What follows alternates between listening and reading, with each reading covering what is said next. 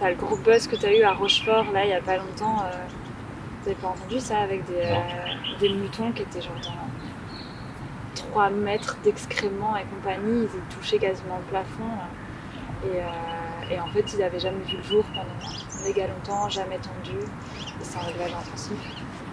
La souffrance animale est une réalité et une centaine de moutons ont été saisis hier soir à Rochefort. Ils étaient littéralement entassés dans des bâtiments trop petits pour eux et n'avaient plus reçu de soins depuis longtemps. Les bénévoles, venus d'ailleurs emmener les animaux vers des refuges, n'avaient jamais vu cela. Ça va, Pauline? Ça va et toi? On est où ici? On est à Ganzeren, à la ferme des moutons bruxellois. Trop bien. On le verra juste tout à l'heure, on a mis les moutons, mais on voit des petites taches derrière nous, c'est des moutons. Tu travailles pour Blackwood. Tu peux nous en parler un petit peu plus, ce projet, d'où c'est venu? Ouais, donc j'ai monté Blackpool il y a 6 ans maintenant. C'est un projet de valorisation de la filière laine et qui est né de ma rencontre avec un éleveur qui avait des moutons ici et qui était basé à Scarbeck. Et donc l'idée c'était de mettre en place tout un travail de sensibilisation du consommateur à la filière laine en général, donc qui part de l'élevage jusqu'au produit fini. Et pourquoi avoir choisi la laine en particulier et pas les matières? Donc du coup l'idée c'était de travailler une matière locale et il se fait qu'en Belgique on a du lin, du chanvre et de la laine et là comme l'éleveur était ici et en fait la laine c'est un gros problème pour les éleveurs, elle est tondue tous les ans et elle est considérée comme un déchet. L'idée c'était vraiment de pouvoir valoriser cette matière qui était déjà ici. On parle de quoi comme quantité en fait par an par exemple, ce que ça produit? Un mouton, on est aux alentours de 5 kg plus ou moins. 5 kilos de laine brute vraiment au moment de la tonte et valorisable, on est à la moitié, un peu moins de la moitié, donc plus ou moins 2 kg. Et donc là, David, lui maintenant, il y a eu une grosse épidémie l'année dernière, donc il a perdu pas mal de moutons, mais il est à nouveau aux alentours d'une quarantaine, cinquantaine, donc ça fait déjà un bon paquet.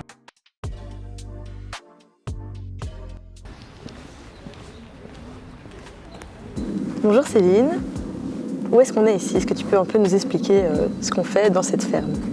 Alors ici, nous sommes à la ferme des moutons bruxellois. C'était il y a quelques années de ça une ferme laitière, qui était la ferme de Théo et Janine. Et maintenant, cette ferme est gérée par David Dont, donc un éleveur qui s'occupe d'environ 80 moutons. Ok. Et toi, du coup, tu es bénévole ici. Quel est finalement ton rôle dans cette ferme? Alors, les bénévoles ici ont un rôle assez polyvalent. Ça va du petit tour en prairie pour vérifier si tout va bien, aux soins spécifiques des animaux. Ça peut aussi concerner des chantiers. On a les chantiers foin, les chantiers paille en été qui sont assez conséquents mais voilà, très intéressants. Ça touche aussi parfois des petits marchés pour vendre la viande ou les produits en laine. Et on a aussi la fête de la tonte qui se fait une fois par an au mois de mai, qui attire pas mal de visiteurs et qui permet de découvrir cette activité qu'est la tonte et puis voilà, tout ce qui en suit avec les toisons. Ça doit être pas mal de boulot. Vous êtes nombreux comme bénévoles? Non, on n'est pas nombreux. On va dire qu'on est 6-7 bénévoles réguliers. Et puis à côté de ça, on a des bénévoles ponctuels qui viennent par exemple uniquement pendant la saison des agnelages ou uniquement pour un chantier. Et du coup, tu m'as parlé tout à l'heure de la lainerie. Est-ce que tu peux un peu m'expliquer en quoi ça consiste? Oui, alors la lainerie, c'est un collectif citoyen. Nous sommes 5 bénévoles des moutons bruxellois qui avons fait le constat que la laine n'était pas entièrement utilisée, donc cette laine qui est récupérée chaque année des tontes. Et il y a une partie qui est utilisée par Pauline Dorna, évidemment, une partie qui est utilisée par des maraîchers pour pailler des terrains, et le reste qui était stocké ici à la ferme et dont on ne savait que faire. Donc le collectif La Lainerie a pour but de valoriser cette laine, quel que soit ce qui peut en découler. Ça peut être fabriquer un oreiller, ça peut être apprendre à tisser cette laine, ça peut être juste apprendre à la trier ou la nettoyer. On veut inviter un maximum de personnes dans ce lieu. on a rénové l'ancien magasin de la ferme qui maintenant est notre local pour le collectif de la lainerie. Du coup, ça veut dire qu'avant d'utiliser toute cette laine, qu'est-ce que vous en faisiez? Ça restait un simple déchet, c'est ça? Eh bien, tout partait majoritairement en paillage. Okay. Donc, que ce soit dans des potagers collectifs de la ville de Bruxelles ou des particuliers aussi, des voisins qui venaient chercher un sac de temps en temps. En dehors de ce que Pauline achetait à David chaque année, le reste partait soit en potager, soit restait stocké. Du coup, tu parles du paillage, mais qu'est-ce que c'est le paillage? Alors le paillage, c'est une technique qui est utilisée en maraîchage qui permet de protéger la terre. Donc ça peut être une protection thermique pendant l'hiver, juste déposer de la laine, mais ça peut être de la paille, ça peut être du foin, ça peut être un peu n'importe quel matériau naturel, ça peut être du broyat, des branches, un petit peu de tout. Ça protège aussi des mauvaises herbes. Et une fois que ces matières se décomposent, elles constituent un engrais hyper riche pour le sol. Céline, tu me parlais des ateliers que vous donnez ici à la lainerie. Finalement, qui peut venir à ces ateliers? Quand est-ce qu'ils ont lieu et en quoi est-ce qu'ils consistent? Alors, les ateliers proposés par la lainerie sont ouverts à tout le monde. Je dirais à partir de 12 ans. N'importe qui peut venir. On a 2 types d'ateliers. Les ateliers de Pauline qui ont lieu un dimanche matin par mois, qui sont des ateliers qui traitent de la transformation de la laine, qui ont à chaque fois une thématique spécifique. Donc là, il faut s'inscrire à l'avance via notre site lalainerie.be. Et on a les ateliers du vendredi en fin de journée qui là sont ouverts à tout le monde. On appelle ça les ateliers tricotés. Moi j'appelle ça aussi les ateliers chipotés parce que c'est hyper expérimental. Et là les enfants sont les bienvenus aussi. Il ne faut pas s'inscrire, c'est gratuit. On peut venir entre 15h et 18h en hiver. Et puis à la belle saison, là on prolongera jusqu'à 19h. Et l'idée, c'est d'utiliser toujours cette laine et de fabriquer des nouveaux objets. On peut venir avec un projet personnel, mais on peut aussi venir participer à une animation collective. Ou plutôt juste pour découvrir aussi cet univers. Tout est possible, vraiment. C'est un super projet. Merci. Et du coup, aujourd'hui, qu'est-ce qu'on va faire là? On va tondre les moutons aujourd'hui? Alors on va pas tondre les moutons aujourd'hui parce qu'on les tond qu'une fois par an à Pâques. Mais là par contre, donc une fois que la tonte est faite, on stocke la laine et ensuite on fait tout le travail de transformation. Et aujourd'hui on va découvrir tout ce qui est préparation de la fibre, donc tri et cardage, donc pour préparer en amont de fabriquer le fil. Ok. Et du coup, aujourd'hui on va faire quelle de ces étapes-là? On va faire le cardage. Donc le cardage c'est brosser la fibre. Donc on part de la toison brute qui est vraiment en paquet, comme sur le dos du mouton si on en voit. On en a là. Trop bien. Tu veux que je le garde avec mes gants? Ah non, t'inquiète. Donc là en fait on a la toison brute qui est pleine d'excréments, de morceaux de paille, d'insectes. Et une fois qu'on l'a trié une première fois, on va retirer toutes ces parties vraiment trop sales. Et l'idée du cardage, c'est de venir ouvrir la matière et ensuite venir paralléliser toutes les fibres parce qu'on voit que c'est plus clair au contact, à l'extérieur et beaucoup plus foncé au contact de la peau, donc ça pousse comme ça. Et on ne peut pas avoir un fil tacheté à la fin, donc l'idée va être de mélanger toutes ces couleurs pour avoir une couleur homogène et des poils tous dans le même sens. Ok, donc en gros on va un peu les écarter pour les réassembler après. C'est ça. C'est comme si tu t'étais pas brossé les cheveux pendant un mois et du coup avec la brosse on va vraiment venir ouvrir pour démêler et puis ensuite rebrosser pour tout avoir dans le même sens et en faire un fil. Et en refaire un fil. Et ça c'est ce qu'on va faire aujourd'hui? Tout à fait. Ok. Et après, c'est quoi les autres étapes pour arriver à un produit fini? Alors, une fois qu'on l'a brossé, faut imaginer que tous nos poils sont du coup bien parallèles dans le même sens. L'idée, ça va être de faire notre fil, donc avec un fuseau ou un rouet. En appliquant une torsion, on réalise notre fil. Et ce fil-ci, on pourrait, donc là on est sur de la laine brune, mais on pourrait imaginer le teindre pour changer la couleur. On pourrait imaginer le tisser, le tricoter, ou pour réaliser ensuite toutes sortes de produits. Moi je fais principalement de la décoration, mais ça pourrait être du vêtement, ça pourrait être... Et justement, finalement, la laine, c'est quand même un matériau durable, du coup. Enfin, pourquoi est-ce qu'on choisit ce matériau plutôt qu'un autre? C'est quoi les avantages? Alors la laine, c'est totalement durable. Mais déjà, c'est naturel. C'est du poil, c'est de la kératine, ça pousse tous les ans, on la tond, elle est là. Et pardon, excuse-moi, juste pour comprendre, les moutons, en fait, ils ont besoin d'être tondus? Enfin, tu vois, est-ce que ça les dérange? Je sais pas comment expliquer. Alors, c'est totalement nécessaire. Donc pendant très longtemps, les premiers moutons, on les tondait pas, ils perdaient leur poil tout seuls, c'était la mue. Et puis dès que l'homme a commencé à tirer profit de cette matière, il a commencé à tondre régulièrement. Et donc, dans la génétique, il se fait que maintenant, les moutons ont besoin d'être tondus. Sinon, en fait, quoi? Sinon ils ont trop sinon ça poils. pousse. Alors j'espère que ça s'arrête à un moment. C'est comme nos cheveux, nos poils, ça pousse pas éternellement. Donc ça s'arrête. Mais par contre, dans les conditions actuelles, avec les températures qu'on a, etc., les intempéries ou autres, ils peuvent pas rester avec 50 kg de poils ad vitam aeternam. Ça crée des problèmes de surpoids, de température, donc des mycoses, des insectes qui viennent se mettre dedans. Donc pour des questions de bien-être animal, de santé, on doit les tondre tous les ans. Et donc en fait, cette matière est là. Donc c'est soit on la jette. Aujourd'hui, on n'a pas le droit de l'acheter aux ordures ménagères. C'est considéré comme un déchet animal de catégorie 3, donc comme les carcasses. Okay. Donc ça vous coûte de le faire tondre et ça vous coûte de le jeter parce que vous devez appeler un équarrisseur. Okay. Donc ce qui se passe, c'est que c'est stocké dans des hangars où c'est brûlé sur champ et comme ça ne brûle pas, on met de l'essence dessus. Donc ça devient une absurdité écologique alors que c'est une matière totalement naturelle. Attends, donc on tond des moutons, avec quoi on pourrait faire de la matière, sauf qu'on ne peut pas les jeter, du coup on met de l'essence dessus et on brûle pour s'en débarrasser, quoi. C'est ça. Ah d'accord. Parce qu'aujourd'hui, il n'y a plus de filière de transformation, ou vraiment très très peu. Donc des éleveurs comme David qui ont 50 moutons, ils n'ont pas forcément assez de quantité pour la valoriser. C'est aussi des laines assez rustiques et aujourd'hui on va en faire que du vêtement, alors qu'il y aurait peut-être moyen d'ouvrir à d'autres potentiels de transformation. Comme par exemple quoi? Comme l'ameublement par exemple, c'est pas des laines très douces mais elles sont assez solides et à ma connaissance peu de gens se roulent dans leur tapis ou ont besoin de la matière à même le corps. Donc peut-être ouvrir dans cette branche-là.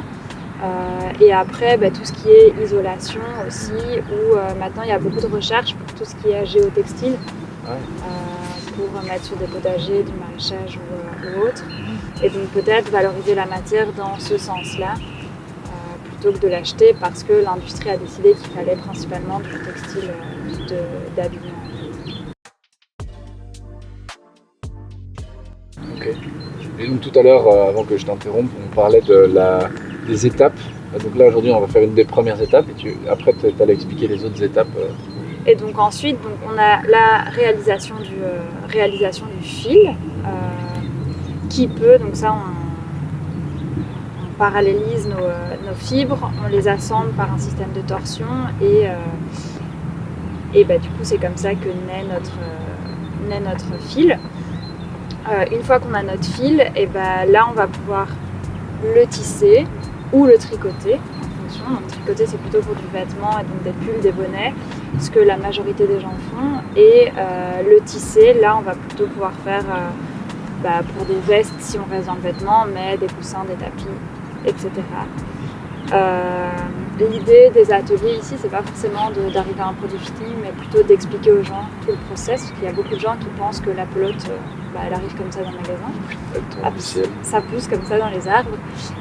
Et moi, mon idée, c'est vraiment de resensibiliser à vraiment toutes les étapes et que les gens reprennent conscience en fait du travail qui se cache derrière et que c'est pas juste acheter un tissu, couper dedans et faire quelque chose. Il y a d'autres gens qui travaillent avant et c'est important de comprendre. Et aussi du coup de recomprendre la valeur en fait qu'a finalement un bonnet par exemple. Je sais pas combien ça se vendrait un bonnet qui serait fait main en laine, etc. Tu vois, je dis souvent que c'est notre conception du prix qui a été complètement biaisée, plus que la valeur même qu'un vêtement a, non, par exemple. C'est les heures de travail en fait qui sont totalement sous-cotées et le travail invisible. On est habitué aujourd'hui à ne plus voir et à mettre de côté. Donc moi ce que j'essaie d'expliquer aux gens, c'est que derrière une pelote, donc pour exemple l'éleveur il doit vendre plus ou moins 20 € une pelote de 100 grammes. On va dans une grande surface, ça coûte aujourd'hui 5-6 €. Et ça vient d'où cette laine que tu achèterais en grande surface? Alors elle vient de partout, c'est vraiment dur de la tracer et il y en a peut-être qui vient de Belgique. mais en fait, donc c'est tondu quelque part, ça passe dans des lavages industriels, et donc il y en a encore un à Verviers, chez Tretex, qui lave à partir de 1 tonne.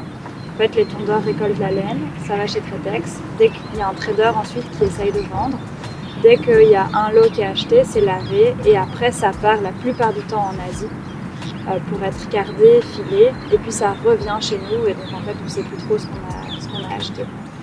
Et du coup, les gens ont totalement oublié que dans le prix de leur pelote, il y a l'élevage, il y a l'entretien de la prairie, des clôtures, il y a l'alimentation, même s'ils sont en extérieur tout le temps, l'herbe, il n'y en a pas toujours, donc il faut ajouter des compléments.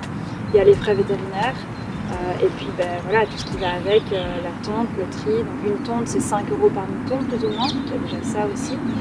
Avec un mouton, on récupère plus ou moins 1,5 kg de fil, donc ça va faire 15 pelotes. Et donc tout ça s'ajoute au prix, et quand on calcule, plus les taxes, etc., on peut faire ça à 6 €. Ouais, c'est ça. Tout à l'heure, tu parlais de ton atelier, enfin de tes ateliers, parce qu'il y en a plusieurs, qu'on peut suivre justement sur ton site web et s'inscrire. Je pense qu'il y en a des payants, il y en a des gratuits, ou c'est comment ça marche Alors tout ce qui passe, j'essaye de jongler avec les deux, je reste quand même assez convaincue que la monétisation du savoir, faut pas aller que là-dedans. J'ai envie, en effet, maintenant j'ai acquis une expérience et une expertise, donc il y a certains ateliers qui doivent être payés. J'ai quand même pas envie que ce savoir soit uniquement pour une catégorie de personnes et pour des personnes privilégiées. Et donc je jongle toujours sur des formations gratuites, des formations payantes. Gratuites, c'est beaucoup dans les associations, dans les écoles, ou du prix libre par exemple, ça fonctionne aussi pareil. Parce que tout le monde doit avoir accès à tout ça. En fait. C'est pas juste j'ai décidé que 10 personnes qui pouvaient payer mes heures. Et donc voilà, l'idée c'est de penser à un projet. C'est pour ça que j'ai un projet et pas une marque. C'est que c'est plusieurs pôles avec plein de vases communicants. Et quand j'arrive à vendre un tapis, peut-être un peu plus cher, ça fait rentrer de l'argent qui permet de donner 1 ou 2 ateliers gratuits pour plus de personnes. Et c'est assez important pour moi de continuer de travailler comme ça. Oui, parce que tes ateliers ont aussi une vocation sociale, si je comprenais bien ce que tu m'expliquais la dernière fois, non ? Alors, le textile est social dans tous les cas. Maintenant, je trouve que social, c'est un mot qu'on met un peu partout. Donc, je ne sais plus trop ce que ça veut dire. Pour moi, en tout cas, ce qui est important, c'est que le textile se fasse en collectif.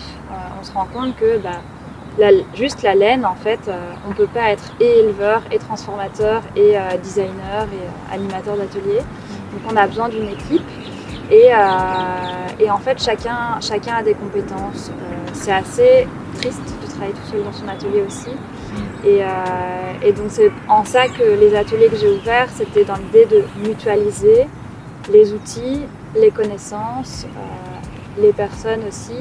Et donc je trouve ça assez important de continuer cette dynamique d'atelier sans forcément avoir une volonté de productivité, mais plutôt de moment où on se rassemble, on échange, on fait des choses et voilà. Et on apprend aussi, on réapprend. Moi je me rappelle la première fois que tu m'as montré cette torsion, c'était tout bête, mais je me suis dit, en fait oui, c'est comme ça c'est de là que ça part, c'est dingue quand même. Ce qui est assez chouette, c'est que ça remet tout le monde au même niveau. En fait, c'est des gestes basiques, c'est comme si on devait réapprendre aux gens à marcher, quoi. C'est un peu basique, le fil, on en a tous sur nous, tous les jours, mais personne ne sait comment c'est fait, personne ne sait forcément d'où ça vient. Et l'atelier de filage, en tout cas, c'est vraiment pour moi le plus intéressant parce que j'en ai encore fait un hier. Les gens arrivent avec plein d'idées, plein de compétences et en fait tu leur mets un fuseau en main et il n'y a plus rien du tout et on doit tout réapprendre. Tout le monde repart du début, quoi. C'est ça. C'est ça. Et ça c'est vraiment chouette en fait. Et ça nous, en tant qu'adultes, ça nous remet aussi en place où c'est un perpétuel apprentissage tout le temps. Et ça c'est vraiment gai. Ouais, c'est vraiment chouette. Parce que, je sais pas si toi tu t'y connais bien là-dessus, mais en fait on a quand même des gros problèmes du textile aujourd'hui, de l'industrie textile, c'est quand même une des industries les plus polluantes. Donc est-ce que toi à la base c'était aussi, tu avais un peu des valeurs écologiques où tu te disais j'achète pas trop en fast fashion ou j'essaye, ou est-ce que tu étais sensibilisé face à ça ? clairement, je vais pas dans des grosses marques de fast fashion toutes les semaines. On va pas les citer, on mettra juste les logos. Voilà, c'est ça. Mais oui, évidemment. Moi, je pense que j'achète pas de vêtements neufs. Je fais de la seconde main au plus possible ou les armoires de mes grands-parents. Je consomme quasiment rien. J'essaye de manger aussi local, etc. Donc évidemment, c'est plus Blackpool, c'est une manière de vivre. Enfin, c'est un peu un projet de vie plutôt qu'un projet dans l'air du temps. Après, oui, l'industrie textile pollue. Je jette un peu un pavé dans la mare avec mon projet. Demain, on va pas tous s'habiller en laine non plus, parce que je l'ai dit, c'est pas de la laine d'habillement. Trucs, mais on va pas habiller tout Bruxelles avec. C'était un peu l'idée du projet au début, c'était quel est l'impact de 25 kg de laine à l'échelle de Skarbeek, et je m'étais dit on va faire des chaussons pour tout Skarbeek. On pourrait faire des chaussons ou ça gratterait trop? On pourrait faire des chaussons en vrai. Bien, moi j'ai tout le temps froid aux pieds. On pourrait tester, on pourrait faire des chaussons, et on en avait fait au tout début du projet. Les femmes, c'était un peu, j'avais travaillé avec un groupe de femmes, elles s'étaient un peu approprié le travail, et une était arrivée en disant chez nous on fait des chaussons en Turquie, c'est une dot de mariage, je vais vous apprendre à les faire. Donc il y avait une équipe de femmes qui filait, l'autre qui tricotait. Et on s'était dit on va faire des chaussons et puis hop, ça va, on va voir jusqu'où on va pouvoir les distribuer. Évidemment on l'a pas fait parce que c'était un projet de trop grosse ampleur. Mais voilà, c'est pas pour autant que demain on aura tout en laine. Je me vois plutôt comme un maillon qui va pouvoir sensibiliser, et la démarche que les gens ont chez moi en atelier, reprendre tout de la source. Peut-être quand ils iront faire leurs courses, ils se diront en fait la démarche que j'ai eue là, je peux l'appliquer aux maraîchers, aux fromagers, et petit à petit à d'autres maillons. Ouais, pour moi c'est vraiment, rien que cette bête histoire du fil, c'est vraiment comprendre, ok, il faut tout ça pour faire d'abord un fil, et donc c'est déconstruire, et c'est après regarder ton pull et te dire le trajet qu'il y a eu derrière, d'où c'est venu, comment ça a été fait, etc. Donc c'est une super chouette manière d'être sensibilisé, je trouve. Mais du coup, j'ai trop hâte de découvrir l'atelier. Est-ce qu'on peut peut-être aller découvrir la ferme ensemble ou l'atelier? Allons-y, on va aller voir tout ça. Trop bien.